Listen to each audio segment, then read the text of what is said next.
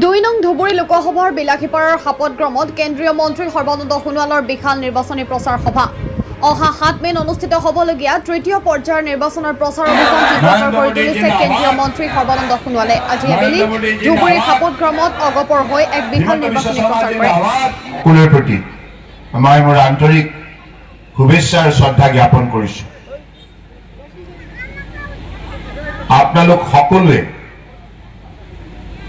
এটি কথা ভালদৰে উপলব্ধি কৰিছে যে দেশত পৰিৱৰ্তন আহিছে, যে 10 বছৰত ভাৰত চৰকাৰৰ নেতৃত্ব বহন কৰা আমাৰ দেশৰ আদৰ্শবাদী নেতা, পৃথিৱীৰ সৰ্বাধিককৈ লোকপ্ৰিয় নেতা প্ৰধানমন্ত্ৰী নৰেন্দ্ৰ মোদী ডাঙৰীয়াৰ নেতৃত্বত যেনেধৰণে উন্নয়নমূলক কাম কাজবিলাক সফলভাৱে সম্পূৰ্ণ হ'ল, সকলো পৰ্যায়ে সকলো শ্ৰেণীৰ লোকৰ বাবে যিবিলাক আঁচনি আৰু পৰিকল্পনা প্ৰস্তুত কৰি সময়মতে উন্নত মানদণ্ডৰে ইয়াক ৰূপায়ণ কৰিলে, তাৰ ফলত আজি সমাজৰ আটাইতকৈ দৰিদ্ৰজনৰ পৰা আৰম্ভ কৰি শ্ৰমিক, খেতিয়ক, যুৱক যুৱতী, পুৰুষ মহিলা, বৃদ্ধ বৃদ্ধা, বিধৱা, দিব্যাংগ সকলো শ্ৰেণীৰ ৰাইজ আজি যেনেধৰণে উপকৃত হ'ল, শিক্ষক শিক্ষয়িত্ৰী হওক, বৈজ্ঞানিক হওক, উদ্যোগপতি হওক বা সৰু সৰু ব্যৱসায় বাণিজ্যত জড়িত থকা ব্যক্তিসকল হওক, অৰ্থাৎ সমাজৰ কোনো এটা শ্ৰেণীক বাদ নিদিয়াকে সকলোৰে বাবে আন্তৰিকতাৰে দেশ সেৱা কামত আত্মনিয়োগ কৰা নেতাগৰাকী হ'ল দেশৰ আদৰ্শবাদী নেতা প্ৰধানমন্ত্ৰী নৰেন্দ্ৰ মোদী ডাঙৰীয়া। হয়নে নহয়? হয়নে নহয়? আজিৰ তাৰিখত আমি সকলোৱে যুক্তি সহকাৰে কথাবিলাক পৰ্যালোচনা কৰিব লাগিব। মই ভাৰতীয় জনতা পাৰ্টীৰ এগৰাকী কাৰ্যকৰ্তা হিচাপে মই কথাকেইটা কোৱা নাই। সকলো শ্ৰেণীৰ ৰাইজৰ বাবে আজি যদি নিৰপেক্ষভাৱে পৰ্যালোচনা কৰে, যোৱা 10 বছৰত নেতৃত্বাধীন NDA চৰকাৰখনৰ কাৰ্যকালত অসমতো বিজেপি নেতৃত্বাধীন মিত্ৰজোঁটৰ চৰকাৰৰ কাৰ্যকালত যিমানবিলাক কাম হৈছে, এই কামবিলাকে আজি অসমৰ দৃশ্যপট, ভাৰতবৰ্ষৰ দৃশ্যপট সলনি কৰিছে। আজি এই ধুবুৰী জিলাখন কংগ্ৰেছৰ দীৰ্ঘদিনীয়া কাৰ্যকালত আটাইতকৈ অৱহেলিত আছিল, আটাইতকৈ দুৰ্বল জিলা হিচাপে মানুহে ইয়াক গণ্য কৰিছিল। আৰু ধুবুৰীৰ পৰা গুৱাহাটীলৈ যাওঁতে 8.5 ঘণ্টা লাগিছিল। ৰাস্তা পদূলি ওখৰা মোখৰা, ডাঙৰ ডাঙৰ গাঁত। ধুবুৰীৰ পৰিশ্ৰমী জনগণে উঠি অহা প্ৰজন্মই ভাবিছিল আমাৰ ভৱিষ্যত কেতিয়া উজ্জ্বল হ'ব, আমাৰ ৰাস্তা পদূলি দলং কেতিয়া নিৰ্মাণ হ'ব, আমি কেতিয়া অন্যান্য উন্নত জিলাৰ দৰে সা সুবিধা পাম। এই কথাবিলাক লৈ ধুবুৰী জিলাৰ ৰাইজ অত্যন্ত চিন্তিত আছে। কিন্তু সেই চিন্তা দূৰ কৰাৰ ক্ষেত্ৰত মাননীয় প্ৰধানমন্ত্ৰী নৰেন্দ্ৰ মোদী ডাঙৰীয়াই যোৱা 10 বছৰে যিমানবিলাক যাতায়াত আৰু যোগাযোগৰ ক্ষেত্ৰত শক্তিশালী পদক্ষেপ গ্ৰহণ কৰিলে, তাৰ ফলশ্ৰুতিত আজি ধুবুৰী জিলাত নতুন নতুন ডাঙৰ ডাঙৰ ৰাস্তা, 4 লেন ৰোড ইত্যাদি ইত্যাদি নিৰ্মাণ কাৰ্য চলি আছে। আজি ধুবুৰী দলে জিলাত ধুবুৰী ফুলবাৰী ভাৰতবৰ্ষৰ আটাইতকৈ দীঘল 19 কিলোমিটাৰ দৈৰ্ঘ্যৰ দলং নিৰ্মাণ হৈ আছে। ইতিমধ্যে 35% কাম সম্পূৰ্ণ। আৰু মই এতিয়া যিটো ৰাস্তাৰে আহিছো, এই ৰাস্তা আপুনি ভাবকচোন 2014 চনৰ আগত কি অৱস্থাত আছিল, আজি আপোনালোকে কেনে অৱস্থাত এনেধৰণে উন্নত ৰাস্তাত অহা যোৱা কৰিবলৈ সুযোগ পাইছে।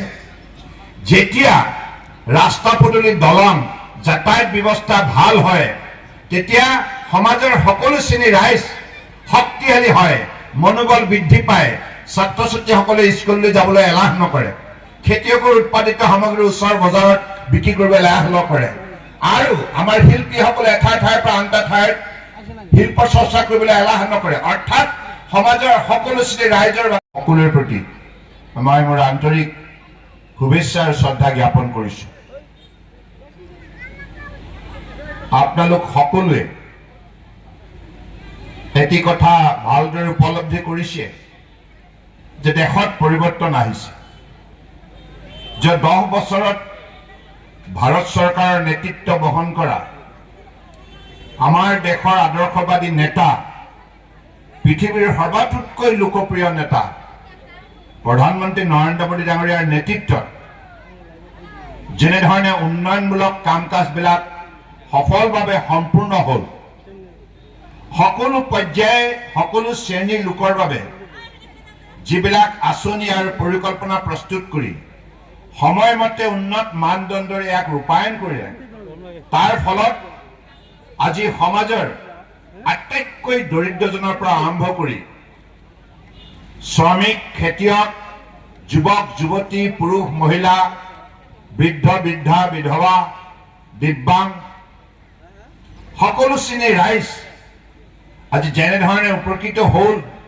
শিক্ষক শিক্ষয়িত্ৰী হওক, বৈজ্ঞানিক হওক, উদ্যোগপতি হওক বা সৰু সৰু ব্যৱসায় বাণিজ্যত জড়িত থকা ব্যক্তিসকল হওক, অৰ্থাৎ সমাজৰ কোনো এটা শ্ৰেণীক বাদ নিদিয়াকে সকলোৰে বাবে আন্তৰিকতাৰে দেশ সেৱা কামত আত্মনিয়োগ কৰা নেতাগৰাকী হ'ল দেশৰ আদৰ্শবাদী নেতা প্ৰধানমন্ত্ৰী নৰেন্দ্ৰ মোদী ডাঙৰীয়া।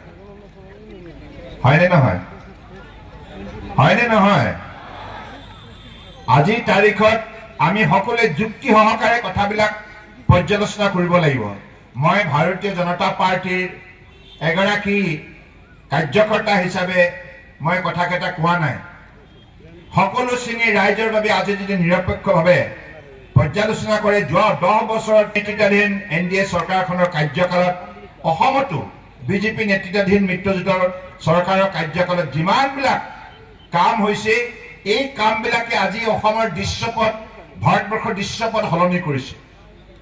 আজি এই ধুবুৰী জিলাখন কংগ্ৰেছৰ দীৰ্ঘদিনীয়া কাৰ্যকালত আটাইতকৈ অৱহেলিত আছিল, আটাইতকৈ দুৰ্বল জিলা হিচাপে মানুহে ইয়াক গণ্য কৰিছিল। আৰু ধুবুৰীৰ পৰা গুৱাহাটীলৈ যাওঁতে 8.5 ঘণ্টা লাগিছিল। ৰাস্তা পদূলি ওখৰা মোখৰা, ডাঙৰ ডাঙৰ গাঁত।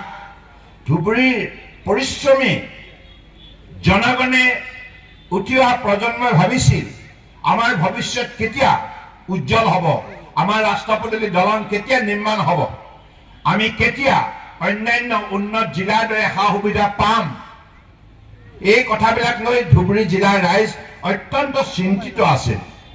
কিন্তু সেই চিন্তা দূৰ কৰাৰ ক্ষেত্ৰত মাননীয় প্ৰধানমন্ত্ৰী নৰেন্দ্ৰ মোদী ডাঙৰীয়াই যোৱা 10 বছৰে যিমানবিলাক যাতায়াত আৰু যোগাযোগৰ ক্ষেত্ৰত শক্তিশালী পদক্ষেপ গ্ৰহণ কৰিলে, তাৰ ফলশ্ৰুতিত আজি ধুবুৰী জিলাত নতুন নতুন ডাঙৰ ডাঙৰ ৰাস্তা, 4 লেন ৰোড ইত্যাদি ইত্যাদি নিৰ্মাণ কাৰ্য চলি আছে। আজি ধুবুৰী দলে জিলাত ধুবুৰী ফুলবাৰী ভাৰতবৰ্ষৰ আটাইতকৈ দীঘল 19 কিলোমিটাৰ দৈৰ্ঘ্যৰ দলং নিৰ্মাণ হৈ আছে। ইতিমধ্যে 35% কাম সম্পূৰ্ণ। আৰু মই এতিয়া যিটো ৰাস্তাৰে আহিছো, এই ৰাস্তা আপুনি ভাবকচোন, আৰু 2014 চনৰ আগত কি অৱস্থাত আছিল, আজি আপোনালোকে কেনে অৱস্থাত এনেধৰণে উন্নত ৰাস্তাত অহা যোৱা কৰিবলৈ সুযোগ পাইছে। যেতিয়া ৰাস্তা পদূলি, দলং, যাতায়াত ব্যৱস্থা ভাল হয়, তেতিয়া সমাজৰ সকলো শ্ৰেণীৰ ৰাইজ শক্তিশালী হয়, মনোবল বৃদ্ধি পায়, ছাত্ৰ ছাত্ৰীসকলে স্কুললৈ যাবলৈ এলাহ নকৰে, খেতিয়কৰ উৎপাদিত সামগ্ৰী ওচৰৰ বজাৰত বিক্ৰী কৰিবলৈ এলাহ নকৰে, আৰু আমাৰ শিল্পীসকলে এঠাইৰ পৰা আন এটা ঠাইত শিল্প চৰ্চা কৰিবলৈ এলাহ নকৰে। অৰ্থাৎ সমাজৰ সকলো শ্ৰেণীৰ ৰাইজৰ অন্নমুঠি লৈ নিশ্চিন্ত মনেৰে জীৱন নিৰ্বাহ কৰিব পাৰে। ইয়াৰ ওপৰত প্ৰাইম মিনিষ্টাৰ আৱাস যোজনাৰ যোগেদি যোৱা কাৰ্যকালত 4 কোটি ঘৰ নিৰ্মাণ কৰা হ'ল।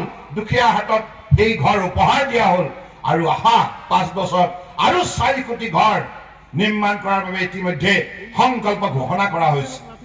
ইয়াৰ উপৰিও আমাৰ মহিলাসকল উপাৰ্জনৰ ক্ষেত্ৰত আত্মসহায়ক গোটৰ যোগেদি যথেষ্ট স্বাৱলম্বী হৈছে, আৰু আগন্তুক 5 বছৰৰ ভিতৰত আৰু 3 কোটি মহিলা আইক লাখপতি দিদি হিচাপে গঢ় দিয়াৰ সংকল্প ঘোষণা কৰা হৈছে।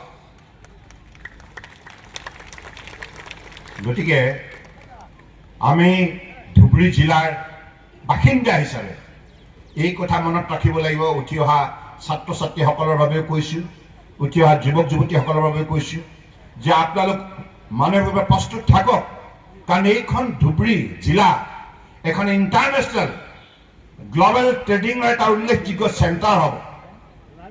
ইয়াত জলপথ হওক, ৰেলপথ হওক, আমাৰ স্থলপথ হওক, সকলো যাতায়াত আৰু যোগাযোগৰ যোগেদি আগন্তুক দিনত ইয়াৰ পৰাই দক্ষিণ পূব এছিয়াত সকলো ধৰণৰ ব্যৱসায় বাণিজ্য শক্তিশালী পথ ভাৰতবৰ্ষই আগুৱাই নিয়াৰ ক্ষেত্ৰত পদক্ষেপ গ্ৰহণ কৰিব। গতিকে সেই পৰ্যায়লৈকে পৰিকল্পনা প্ৰস্তুত কৰা হৈছে ধুবুৰী জিলাক লৈ। কংগ্ৰেছে এইবিলাক কাম জীৱনত কেতিয়াও কৰিব নোৱাৰে, কাৰণ কংগ্ৰেছ দলটোৱে সদায় সংকীৰ্ণ, সাম্প্ৰদায়িক আৰু দুৰ্নীতিপৰায়ণ।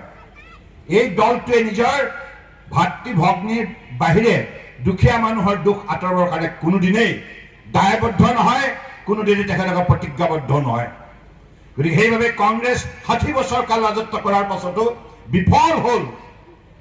কংগ্ৰেছে ভাৰতবৰ্ষক দুৰ্বল কৰি ৰাখিলে, উত্তৰ পূৰ্বাঞ্চলক অন্ধকাৰত ৰাখিলে, কিন্তু সেই উত্তৰ পূৰ্বাঞ্চলক অন্ধকাৰৰ পৰা পোহৰলৈ অনা সেই আমাৰ মহান নেতাগৰাকী হৈছে প্ৰধানমন্ত্ৰী নৰেন্দ্ৰ মোদী ডাঙৰীয়া।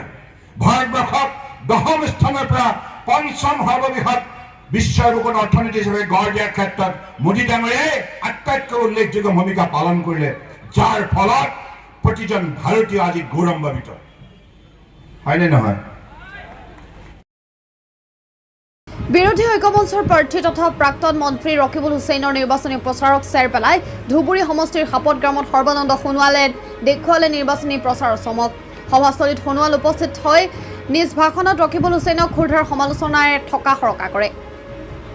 অসমৰ পৰা কংগ্ৰেছ শেষ হৈ যাব, অসম তথা ভাৰতত কোনো ধৰণৰ কংগ্ৰেছ নাথাকে বুলি মন্তব্য কৰে।